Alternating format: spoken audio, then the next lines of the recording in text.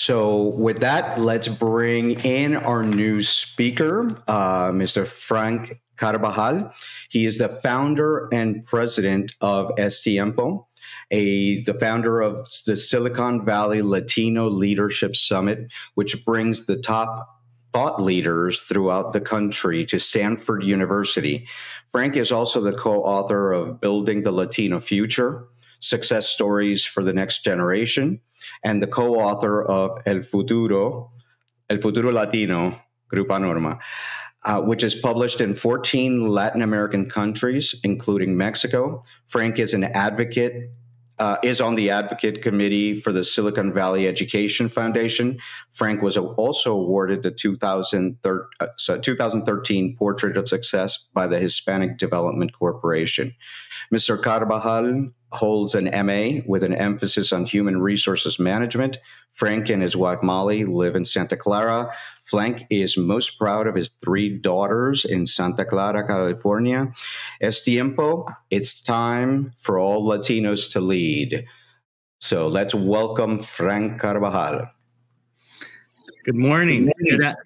Good morning and good afternoon in the East Coast, and I'm honored to be here. Thank you so much, Eric, for that introduction. I appreciate you. Yeah, thank you very much for being here. I can't wait to hear what you're going to bring to all of us here. So take it away, Frank. Well, thank you. I just looked at, Cyber Virtualcon, and I thought how important it is to really bring everyone together as far as virtually. I think it's also important to make sure that we connect with individuals offline to create the relationships that are necessary to build your leadership skills. And for your audience, I just want to say that leadership is something I learned at an early age. I was fortunate to have a great coach at a young age in soccer, and what he taught me personally and others on the team it wasn't just about self, it was about team, and teamwork really takes the trait to not be selfish, be selfless, and help others through figuring things out. And in sports, just like in life, everything has its playbook, and a playbook in life is really about those relationships that you establish, and how you establish these relationships is really based on a couple of things that I learned from my parents, which is authenticity and humility. And with that, I will give you a brief background of my parents leading to my journey here in the Silicon Valley, and how I created the Silicon Valley Latino Leadership Summit with, as you had mentioned, Eric, it would not be possible without my wife, Molly, who folks could see right there in the background here, and our wonderful 3 daughters, Alia, Mila, and Bria. Well, humility and authenticity started very young, and the journey of my parents, both are immigrants from Mexico, arriving to the United States under a Bracero program, and they worked as migrant farm workers in a place known as Imperial Valley, which is in Southern California, not far from the Mexicali border. And my parents, who worked very hard, made all the sacrifices. My mom had always reminded me that I was born with resiliency, and I had asked her how was that, and she mentions, being born on June 19th, 1969, I was often reminded by my mom that she worked up until her 3rd trimester. June 19th, I was born. She worked up until June 12th. You can imagine, under that hot, blistering sun and working in those conditions in Southern California, very, very hard work. And so with that, my dad was also not only a hard worker, but he was a great networker, to where he worked with my padrino, who was living in Santa Clara Valley at the time of the early 70s, and had invited my dad to interview for a job. And it wasn't really an interview. It was actually a guaranteed job to work in a cannery known as Stokely's, which is in Santa Clara Valley, now known as the Silicon Valley, and my mom as well. And why it was known as the Santa Clara Valley was because orchards surrounded the areas now known as a motherboard of the earth, which is the Silicon Valley. And, you know, it was interesting because when you made the intro of being a founder of Silicon Valley Latino Leadership Summit, you know, this is an area of pioneers and trailblazers. And I don't want to see myself as a pioneer or a trailblazer. I want to see myself as a person who is helping nuestra comunidad together. And so my life in leading through the 70s and 80s, I really learned early on in the 70s that that I worked with my parents at a very young age, picking fruit in the 3rd to the 6th grade summers, when most kids were enjoying their camps, 4-H clubs, Cub Scouts, swimming pools. We had to pick fruit. But, you know, the beauty of it was we were with my siblings and I, helping my parents. It was that family bond that was just so valuable that I won't forget. But interestingly enough, driving from East San Jose, where I grew up, to these fields in the Silicon Valley, and it started shaping up like the Silicon Valley, we would drive by these big, beautiful homes through Cupertino, Los Altos, and as I mentioned, made up of fields, orchards. I realized that we had passed one of the iconic homes of Steve Jobs and Wozniak, where they, you know, created Apple out of their garage. And I was one of those kids, as many of our Generation Z today, that daydream as a Latinx community. But daydreams become reality when you have people that look like us. And it's very important, Eric, as I had mentioned, and I mentioned continuously on LinkedIn, that a 365 Latina, 365 Latino, 365 Latinx leader in spotlighting these individuals, it's key, because not only do they look like us, but I want to make sure that the future has access to people like us, because we're in this together. And it's, as I mentioned, from the teamwork that I had on the soccer field, that it's not about us. It's about everyone that will buy into the fact that we are leaders. See, that's the thing, is that's what inclusion is all about. Inclusion is not just about the Latinx community. It's about us going into an area where we're included in a conversation.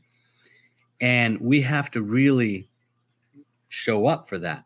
And so, you know, the experiences that I had, you know, valuable experiences with working with my parents and being a first generation graduate from college, I realized that, you know, it's so key.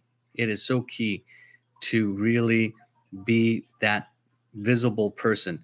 So after I graduated from college, you know, it was in the early 2000s, I was in a network known as the National Society of Hispanic MBAs.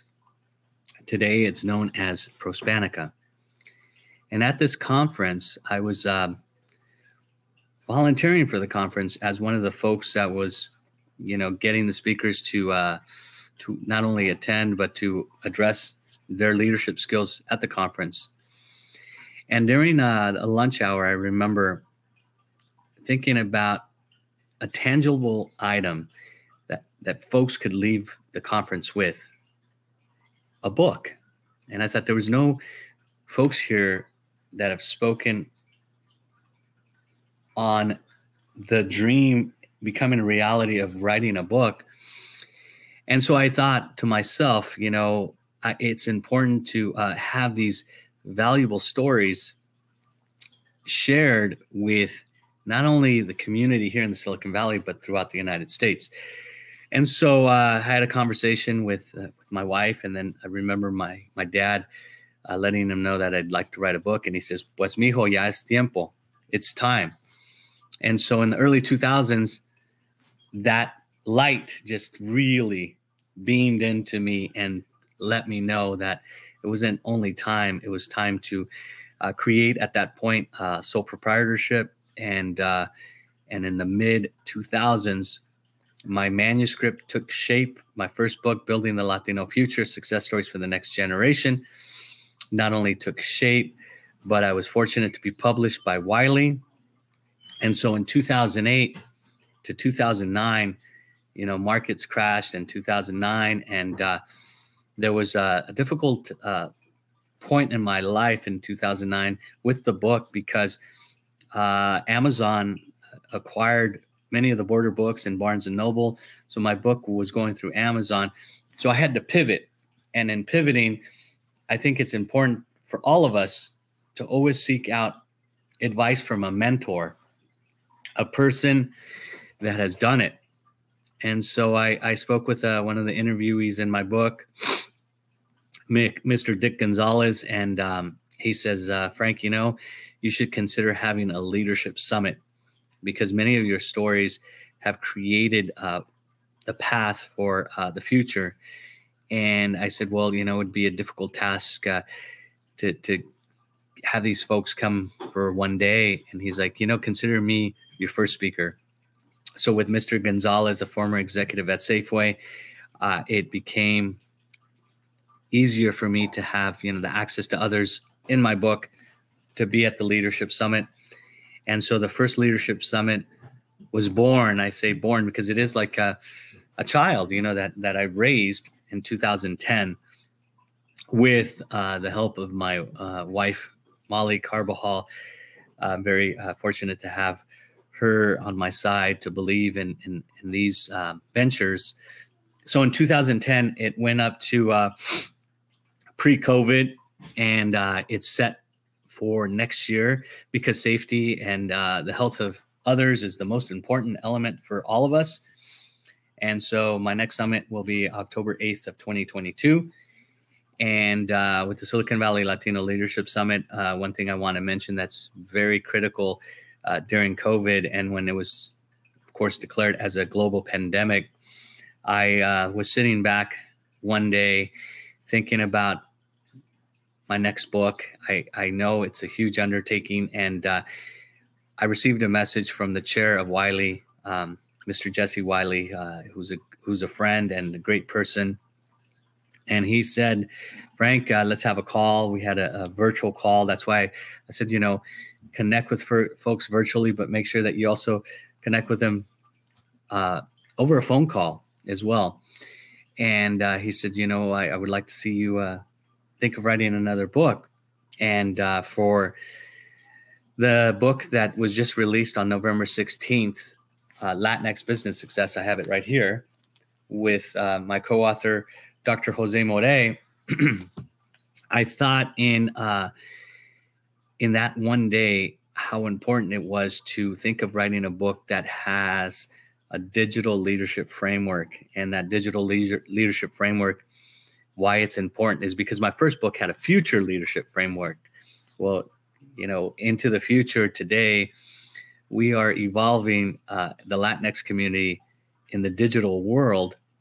But what really motivated me was that day that I was reflecting on how I looked at my kids, and because my wife and I are first generation graduates, and we've gained some resources through the educational journey and the equalizer. I like to let the future know, the kids today know that education is the key and the equalizer. It wasn't really an equalizer for where I grew up, for example. As I live in Santa Clara, I thought, and I always think of East San Jose, and I thought about COVID, the parents, the grandparents, the padrinos, the madrinas that are living in one household. That would have been me. If COVID hit in the 1970s and the 1980s, that would have been me. I would have seen and experienced maybe 1 or 2 or 3 or 4 or maybe 5 family members pass from this terrible pandemic. Terrible. And thinking about broadband issues and Wi-Fi issues, I would have been one of those kids who would have dropped out of high school. Why? Because as my parents worked 2 or 3 jobs, I thought this just isn't fair. This isn't equitable. What is equitable is that we share the stories through our networks that are providing those tools during COVID times for these future leaders. So as I mentioned and started off, it's not about me. It's about the future. Thank you so much. Eric, I'll take it back to you.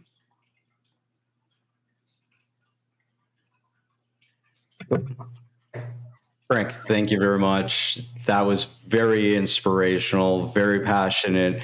I urge anybody out there to go ahead and pick up a copy of Frank's book with Jose, and actually the older books as well, because it gives you a very good leadership blueprint to build yourself up as a true leader, not just the basic leadership, but the concept of that Hispanic Latin flavor of leadership. And that's very important in our culture, in our raíces, in our roots. Yeah. So Frank, thank you very much. As we do this, one of the things that Raices Cyber is doing is building a community. So for those young people that are listening to us, we are just announcing that our Discord community is going to be an open community. So if you're watching us on YouTube, in the description below is the link to join our community. Come share, get some mentorship, get some friendship, get some support. So join us on that Discord community. As well as we're doing some mentorship with universities. So we started something called the Student Experience that we're piloting down at Florida Polytechnic to help students get those soft skills that they need to enter, the Hispanic students that need to enter the field.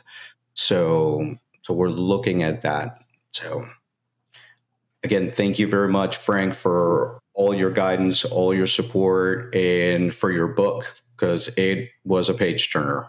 So thank you so much, Eric. And I really appreciate you hosting and being a visionary of this virtual conference, because as I mentioned, one thing we have to do is protect our communities. And if it's virtual, it's a safe haven to understand that, as I mentioned at the beginning, we have to be selfless and we have to think of others. Correct. Right. So again, thank you very much, Frank. Thank you. And be safe out there. Okay? You too. Thank you, everyone. Have a great day. Bye-bye.